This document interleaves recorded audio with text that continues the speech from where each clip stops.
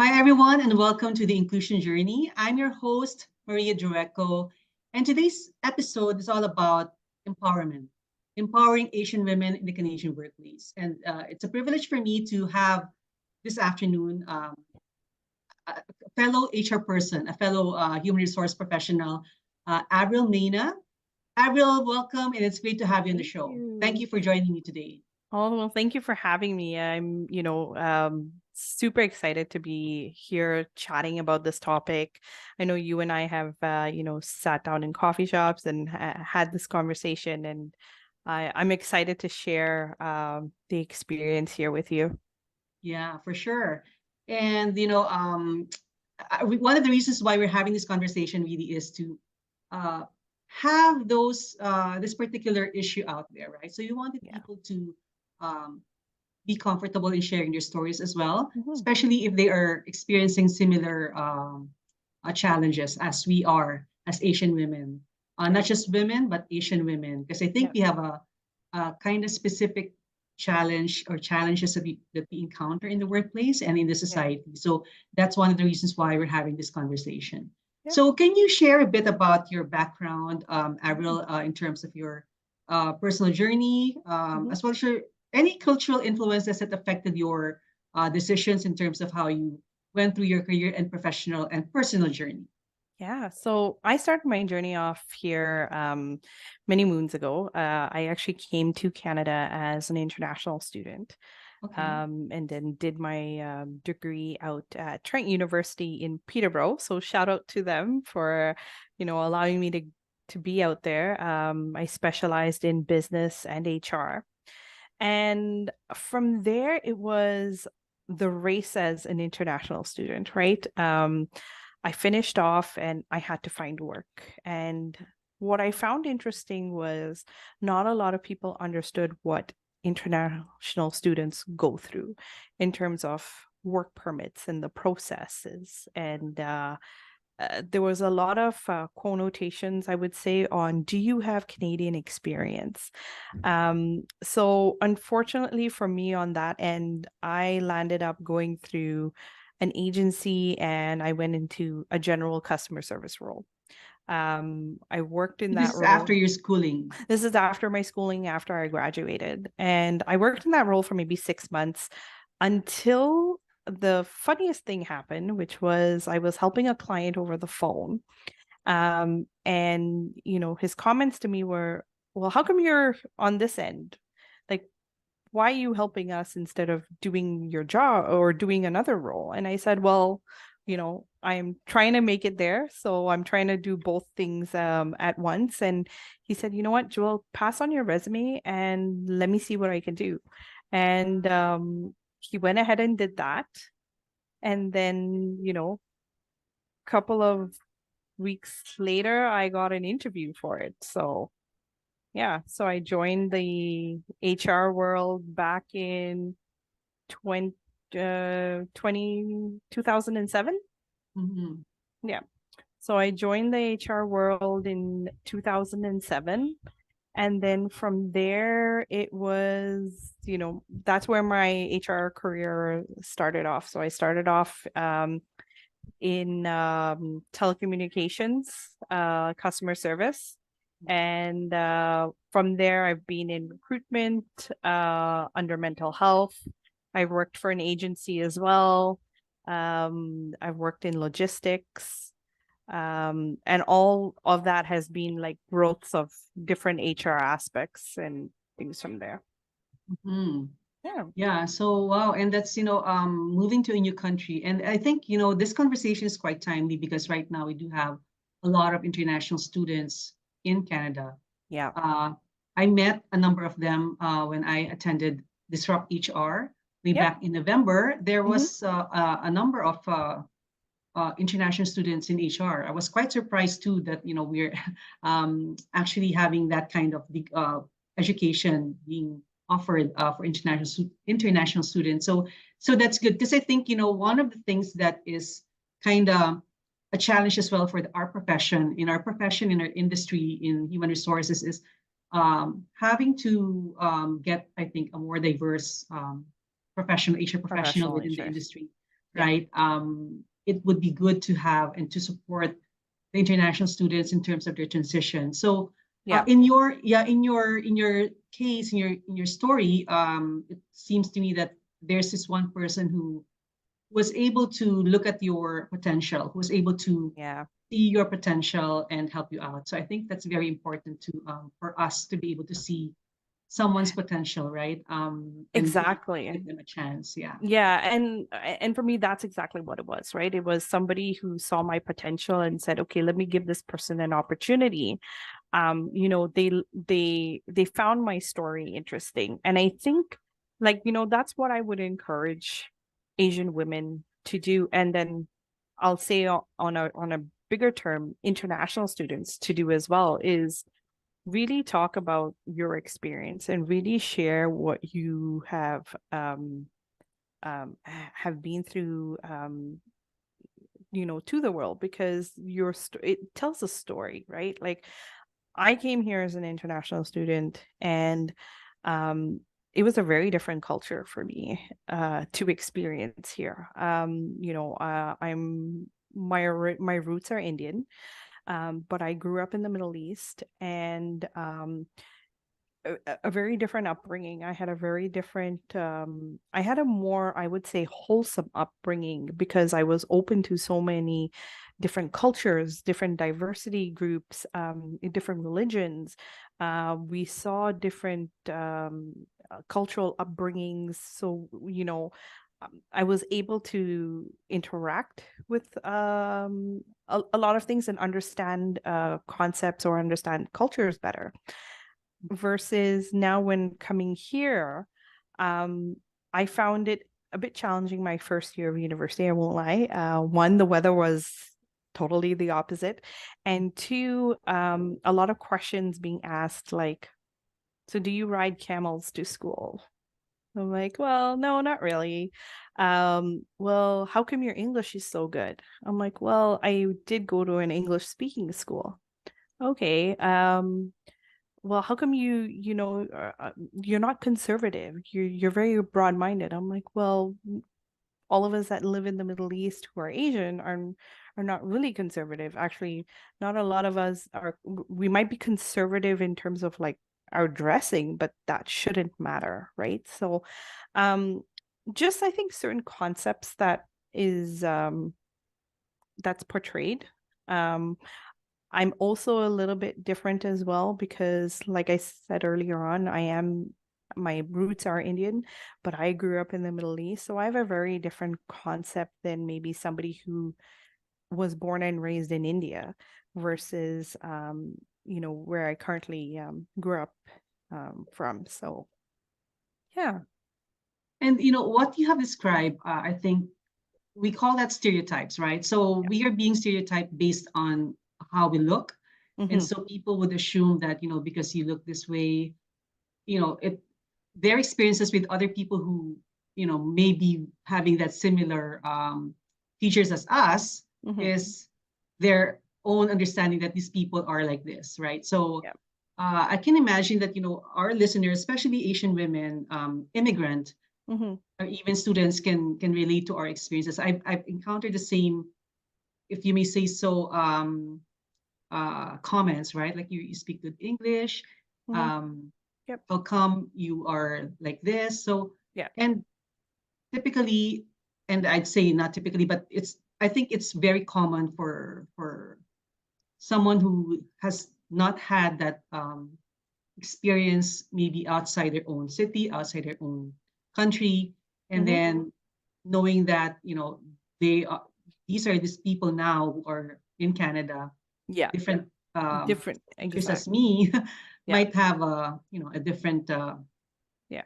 call And that qualities, or not the same as what I have right now. yeah. So how did you handle those types of stereotypes and biases? Because they can be tough.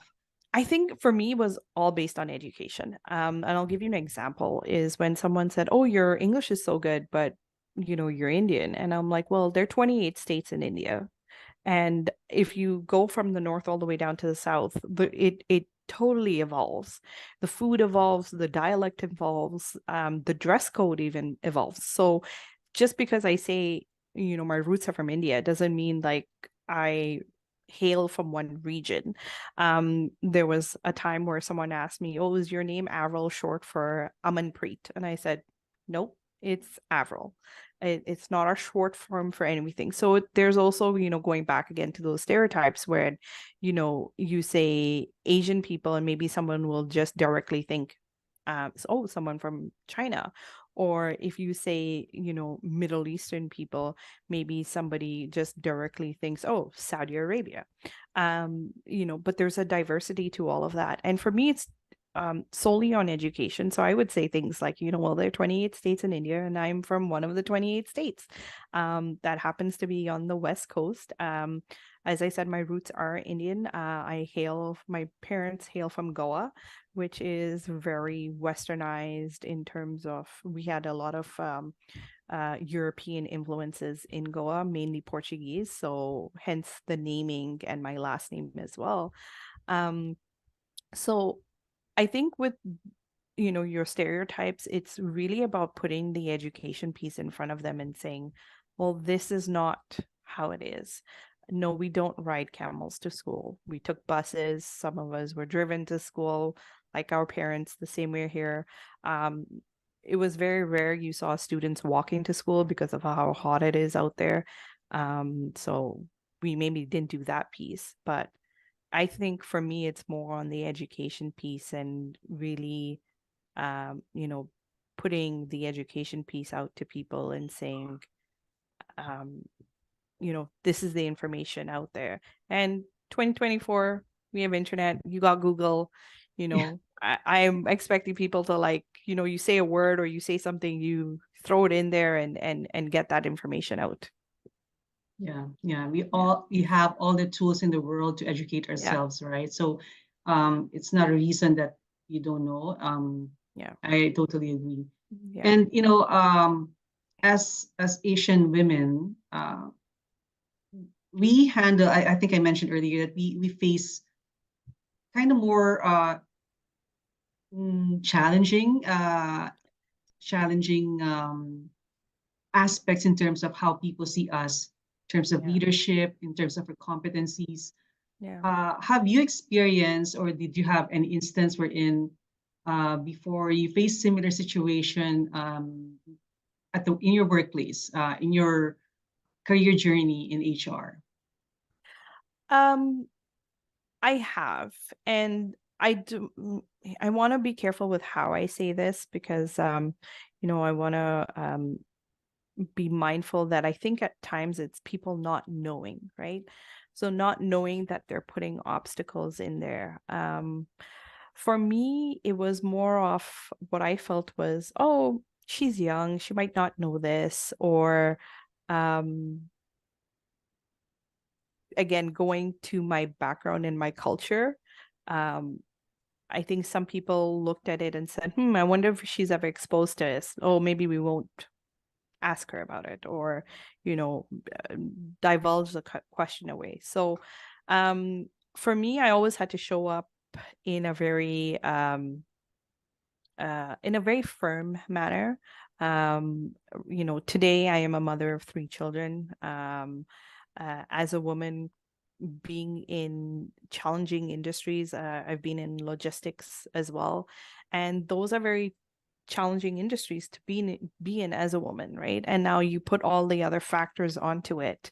Um, Being a woman, being a woman of color, being a minority, um, you know, being a mother with three children who are young, to balance all of that out and provide the guidance, the tools, the resources, have the conversations, do the empathy piece, being in HR, it's quite a lot of load on, right? Especially when you come into industries that I'll say are heavily dominated in the past, and you're coming out with your own ideologies, your own ways of doing things, and you're getting well, we don't do it like this.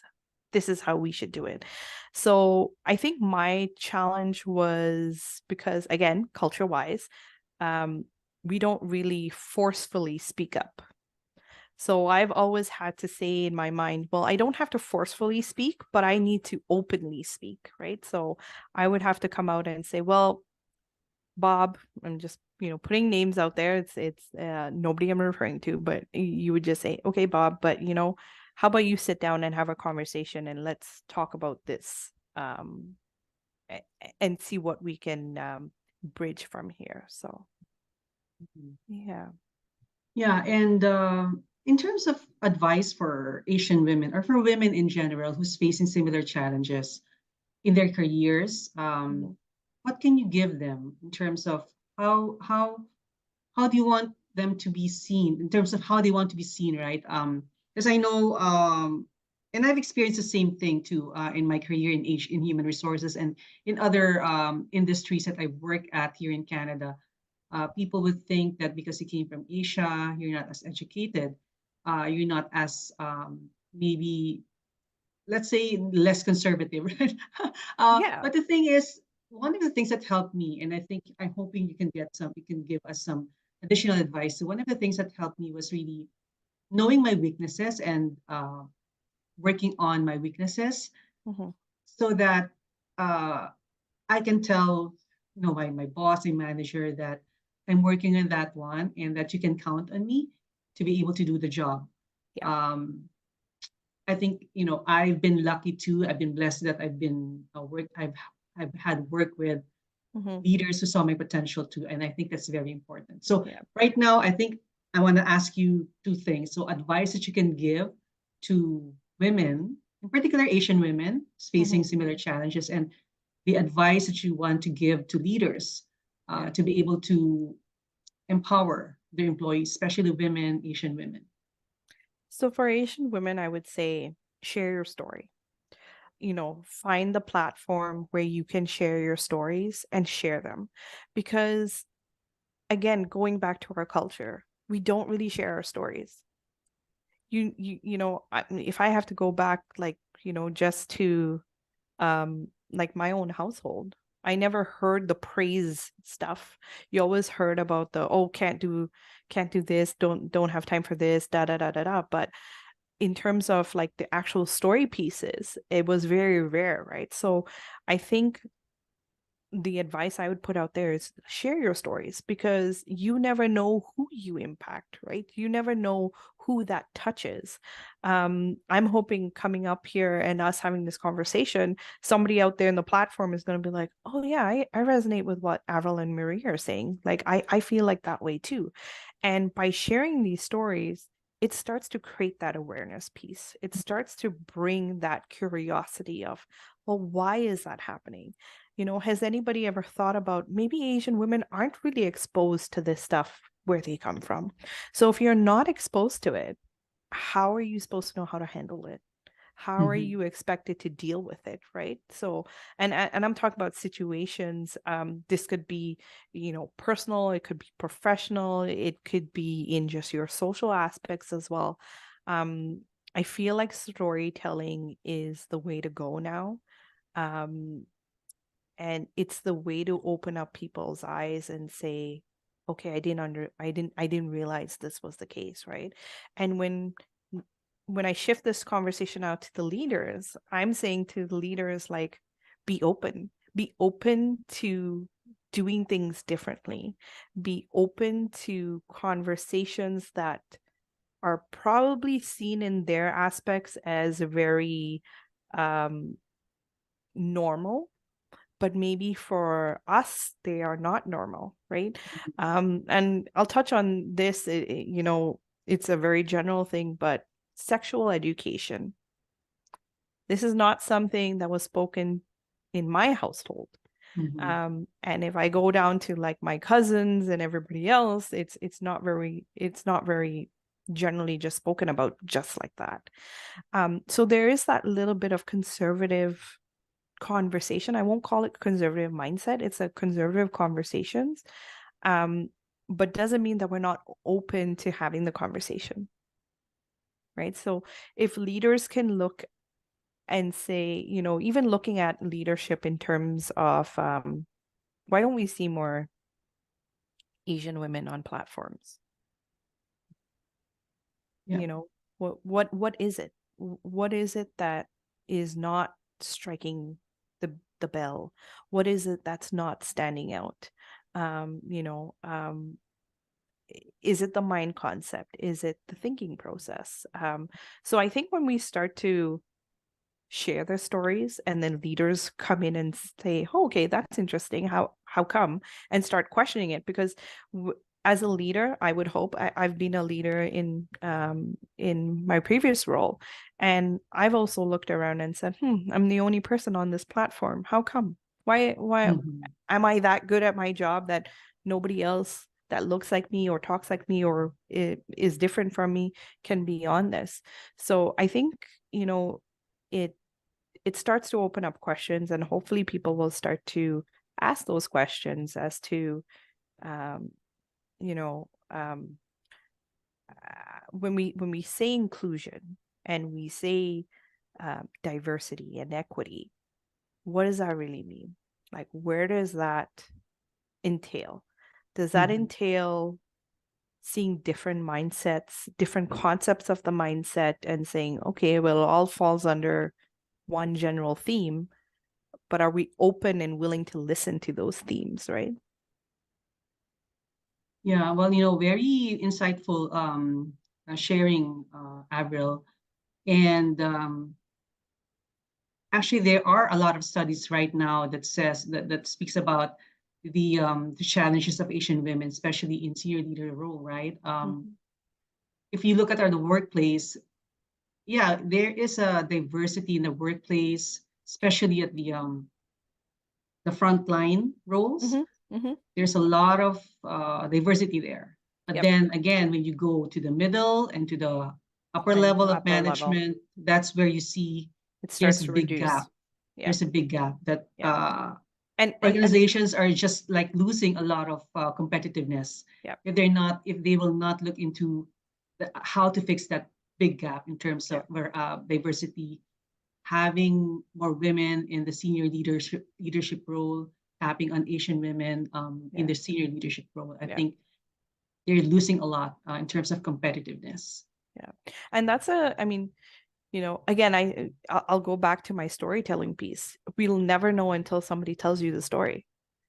Because I Yeah. mean, we can sit and guess and think and do all those things, but until people start sharing and telling their story, we won't be able to make that connection as to, okay, it's happening because of XYZ.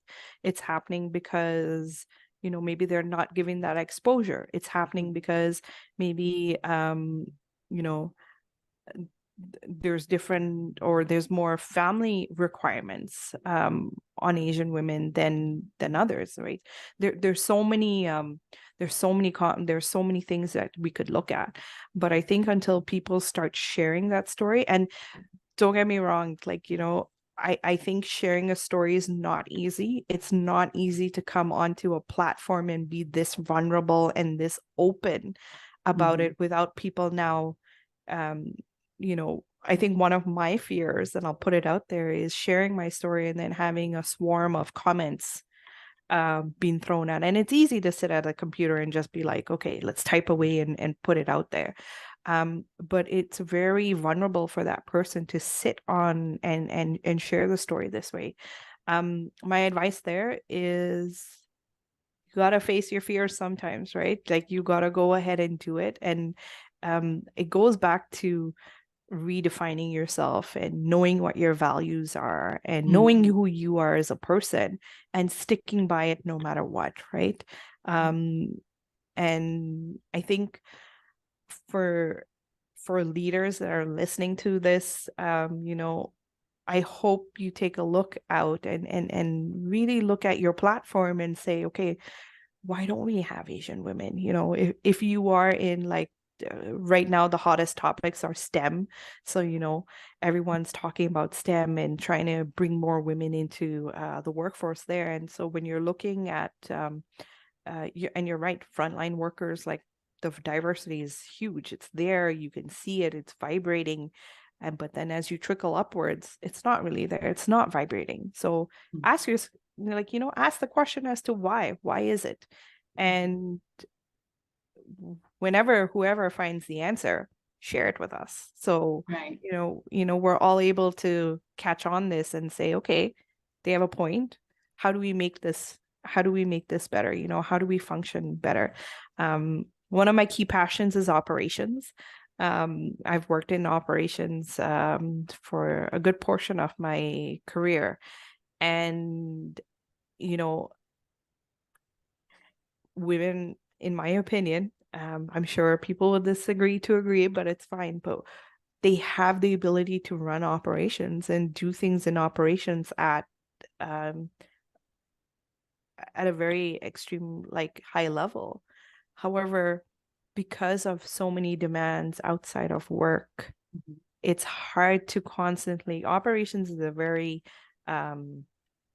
fast field. It's very demanding. Demanding of time. Yeah. It's time, it's everything. But, you know, there are a lot of women out there that can do it.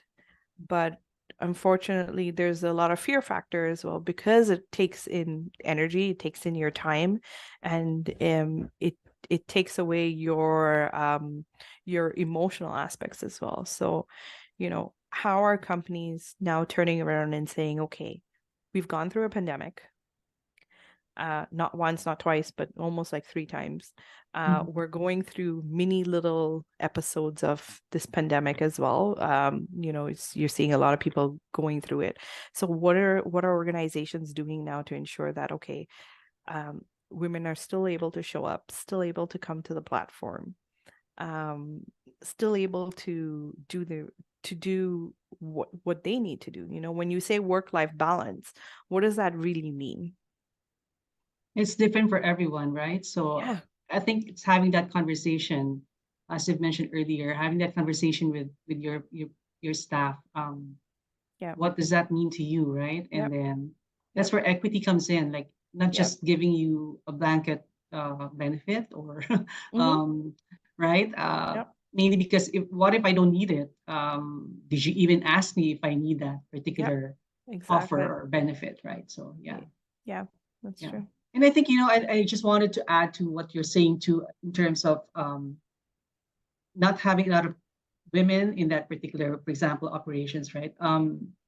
Let's say they have tapped into some women and they were able to put women in that particular function or department, and so they're now increasing the diversity in terms of the number of women there. But it's it doesn't have to stop there. I think Nope. there's more work to be done in terms of the leadership part, because now that they're there, how do you support them? Again, it's all about, what do they need, right? And how do you because just by, and I've seen this in my work too, in my conversation with other leaders in the industry. I think one of the reasons why they're not really moving the needle in terms of their DEI strategy is that, once they reach a certain number of maybe target, they Yeah. stop. But you don't stop there. You have to keep on Yeah. working on how You to really yeah. improve the situation of that person, or the team, in terms of what they need, the support that they needed, Yeah. for them to be engaged. I think Exactly. um, you just don't stop there. Yeah. And it's 2024, but unfortunately, there are still some organizations that is still just doing the I as a check a A box checkbox. Yeah. strategy, right? So Yeah. And it's a um, struggle because, you know, there's a sense of self-belonging, peace in all of this, right? Like when you look at DEI, like, yeah, all those great things like diversity, equity, inclusion, perfect. Well, what exactly is all of this for? And to me, I like, I've done a lot of work. I've done more of the practical work than the theory work. And my whole thing under one big bubble, I put it under self-belonging. It's for people to be able to belong to something. Because when you belong to something, you do more of it. Like when you belong to a community, you want to put more into your community. When, if you enjoy cooking and you have a self-belonging in cooking, you're going to make fantastic meals out there, right? So it all entwines into this. What are organizations doing to ensure that their employees, Asian women, are self-belonging in their organization? Do they have a voice? Can you speak up? Can you mhm, share your ideas without being put down? yeah, If your idea is different, is it still okay? And I think those are the questions, and I think those are the types of conversations that need to be coming out in 2024. Mm. Is great if you want to do check boxes. They take you today, tomorrow, and the day after, and then after that it goes south. It's a constant thing, like anything else, right? Like, you work in IT, you got to upgrade your systems every so often. So Mm-hmm. it's the same kind of concept, right? You got to keep upgrading your thought process, your growth process.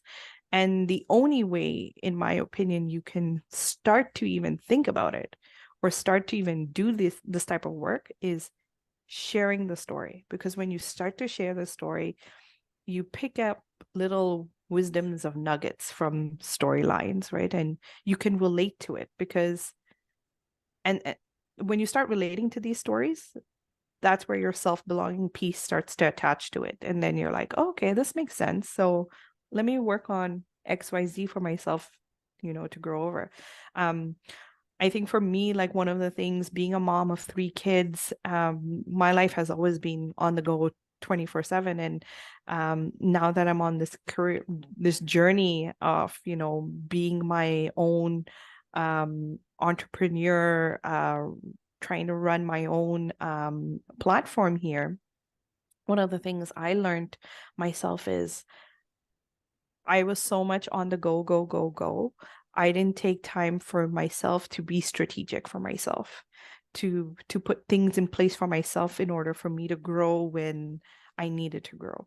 So, that's one of the lessons I've learned. And I think one of the things I will put out there to listeners is take that time for you. Put some self-belonging for yourself to step back and say, okay, what do I need to elevate myself to this level? And if you can, go do it. And if you can't do it now, set a goal for yourself as to when you can do this. Because if that's going to be the tipping pot for you, or the tipping teapot for you, then that's what you need to do. Like, you need to go out and do it. So yeah. Yeah. And you know what? I would love to chat more with you. It's just that I know we're pressed for time. Yes, we I are. really appreciate your insights. They're very truly inspiring. Thank you. Sharing stories is very important, and experiences Yes. is a very powerful way to drive change. I want to add too that for people to share their stories, they need to feel safe, right? Yes. So how do you, as a leader, put that psychological safe environment in your realm. Yeah, So I think that's very important too, because you will not it be is. expecting people to share their stories if they don't feel safe. Yeah. Again, safe, feeling that's feeling safe, and that feeling of belonging. I think it all ties up to, in terms Yeah. of people willing to share their stories. Yeah. So, and you know what? I think we can share with our listeners too that we're planning to continue this conversation, right, Yep. Avril? We are. We want to at least create a or form a maybe network of women Yep. who will be willing to share their stories and would be comfortable to you know knowing other people who might be facing similar challenges and learning from each other. Right now, if there are some interest there who wants to join me in Avril in terms of continuing this conversation, please reach out to us because we want to really keep the conversation going. Yep. Right, Avril? Yep. We do. We have to, because again, if we stop now, we've done our checkbox. And um you and I both had this conversation off here, and we said, we don't want this to be checkboxes. We need to continue having the conversations, and giving others a platform too to have this. So we're open to the conversation. I love what you said about safety. That is so important, because you need to have that space to be able to say it. As much as people love to listen, you also need to comprehend what Mm-hmm. is being said and how it's being said, right? So Yeah, super, super important things there. And yeah, I'm looking forward to the conversations. 2024 is definitely that year, I think. So yeah. kudos to you, Maria, for getting this going. I truly appreciate it. Oh, you're welcome. And Avril, where can they find you? I think let us know how to reach out to you if ever we want, people would like to provide more information in terms of, how they want to Yeah. join us. It's either they can reach out to you or to me. But Yeah. where can they find you, Avril? Any So social media that you want to share? so right now everything is all in the works for me. So what I have available is my LinkedIn page. So you can hit me up on my LinkedIn page and send me a message, and we can start getting the conversation there. And hopefully in the next couple of weeks I'll have my website running. Fingers crossed. It's all in progress. So yeah. Okay. And for leaders who wanted to connect with you in terms of maybe getting the work, help or support in terms of the work that they needed to do, and just let us know how you can help them as well. Yeah. Yeah. So same, I would, if you could reach out onto my LinkedIn page, and hopefully once my website is up and running, I'll post that also onto my page, and probably get calls coming through there. All right. Okay. Well, thank you once again, Avril, and to our listeners. Stay tuned for more insightful episodes on the inclusion journey, and we hope to start this conversation, and not just end this conversation now, but keep it going. Yeah. So thank you once again, and see you again next time. Bye for now.